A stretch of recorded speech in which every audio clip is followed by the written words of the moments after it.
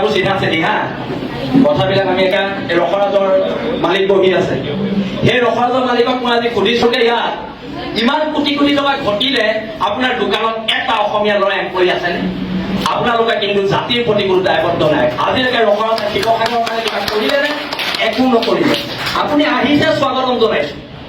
ইয়াত কিহৰ এটা প্ৰস্তাৱ লোৱা হয় ভোজপুৰী ছাত্ৰ সন্থানে কি সেইটো বেন কৰিব লাগে ভোজপুৰী ছাত্ৰ কিয় নহ'ব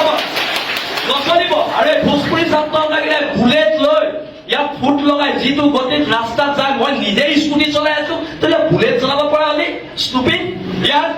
নহ'ব ইয়াত চলাব আৰু চেম্বাৰ্ছ অফ কমাৰ্চ ভংগ কৰি দিয়া হ'ব ইয়াত খিলঞ্জীয়া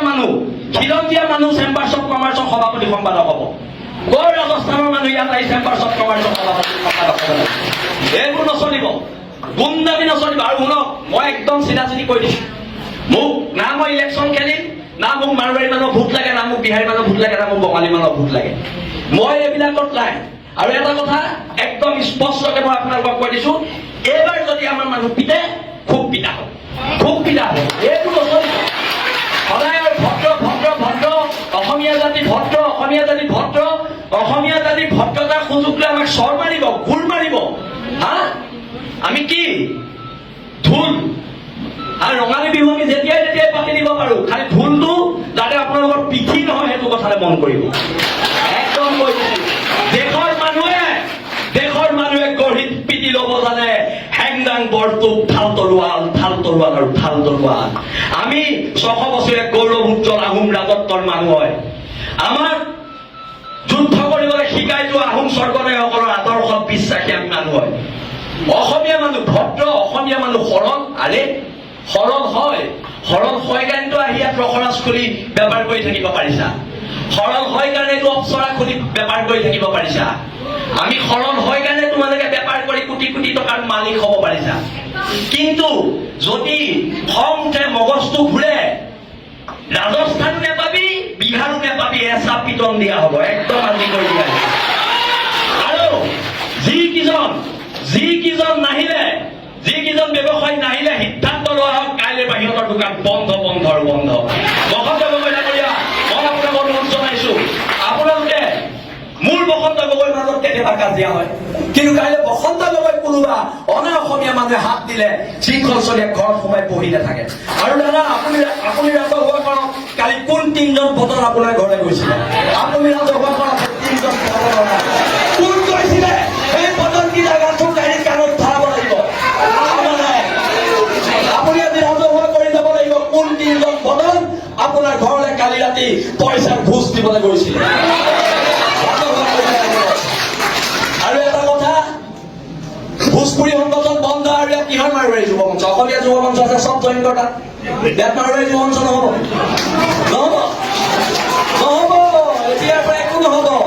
বহুত সহ্য কৰিলো চব মাৰোৱাৰী যুৱ মঞ্চৰ নাম মাৰোৱাৰী সমাজে নিজে গৈ পেলাই মোহাৰিব লাগিব কলা ৰং লৈ সেইটো প্ৰস্তাৱ লোৱা হওক ভোজপুৰী ছাত্ৰ সন্থাৰ নাম কলা ৰং লৈ ভোজপুৰী ছাত্ৰ সন্থাই য'ত লিখা আছে চব মোহাৰিব লাগিব সেইটো প্ৰস্তাৱ লওক একদম হয় নে ৰাইজ আমি ইয়াৰ ভূমিপুত্ৰ মানুহ তহঁতৰ চৰবোৰ খাবলৈ আমি ইয়াত জীয়াই থকা নাই আমি চৰবোৰ খাবলৈ জীয়াই থকা নাই হা আৰু আমাৰ চৰকেইটা বেংগলী ফেডাৰেশ্যন বন্ধ কৰা হওক এইবোৰ অসমত নচলিব উজনি অসমলৈ উচলিব দিয়া নহ'ব এইখিনিকে কলো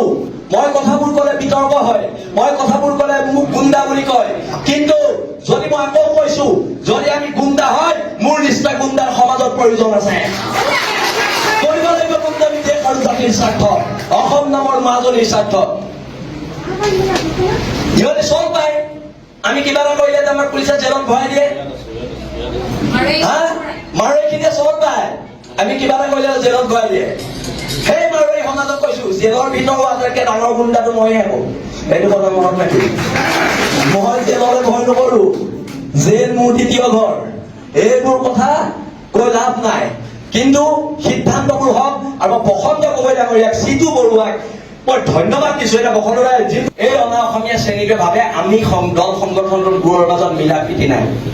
আমাৰ দল সংগঠনবোৰৰ মাজত মতভেদ থাকিব পাৰে আমাৰ দল সংগঠনবোৰৰ মাজত অৰিয়া অৰি কিছুমান থাকিব পাৰে, কিন্তু আমি খিলন দিয়াৰ সেইটো কথা মনত ৰাখিব লাগিব।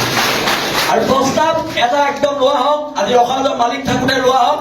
অহা 7 দিনৰ ভিতৰত ৰখাজত 20টা খিলন দিয়াৰ পৰা দিব লাগিব, নহ'লে ৰখাজ বন্ধ কৰি দিয়া হ'ব ৰখাজ। এতিয়াৰ পৰা নচলিব। আৰু বসন্ত দাই আহোঁতে কালি আমাৰ ল'ৰাখিনিয়ে যিদৰে দোকানে দোকানে সোমাই চিঠি দিয়াৰ পিছত মাত্ৰ মুষ্টিমেয় 7-8জন মানুহ আহিছে, মানে কি আমাক অপমান কৰা হৈছে? হা, আমাৰ খিলন দিয়া মানুহখিনিক অপমান কৰা হৈছে, তাই আহোম ছাত্ৰ সন্থাক অপমান কৰা হৈছে, বীৰ লাচিতাক অপমান কৰা হৈছে, জাতীয় সংগ্ৰামী সেনাক, অসমীয়া যুৱ মঞ্চক, উজনি অসম মুছলিম কল্যাণ পৰিষদ, আহোম জাতীয় গণমঞ্চ,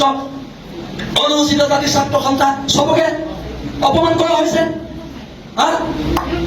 কথা টকাৰ জোৰত যি ইচ্ছা তাকে কৰিবি, এইবাৰ পৰা নহ'ব, সংগ্ৰাম হ'ব। আৰু এটা কথা, যদি শিৱসাগৰ জ্বলে গোটেই অসম জ্বলিব, সেইটো লিখি ৰাখক। আমি শিৱসাগৰীয়া হওক। এইখিনিকে ক'লো, মোৰ চমু বক্তব্য সামৰণি মাৰিছো। আগতে কওঁ যদি কিবা ভুল হ'লে মোক মাফ কৰিবা, আজি মই মাফ নোখোজো। আজি মাফ খোজাৰ সময় এই অনা অসমীয়া মানুহখিনি।